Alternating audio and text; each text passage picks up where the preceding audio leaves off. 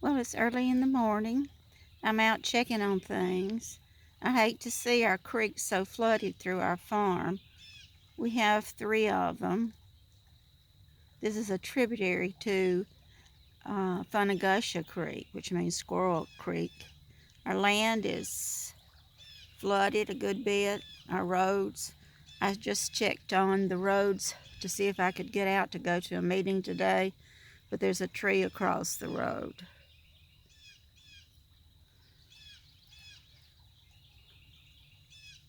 And I have a friend with me. His name is Rex. Good morning, Rex.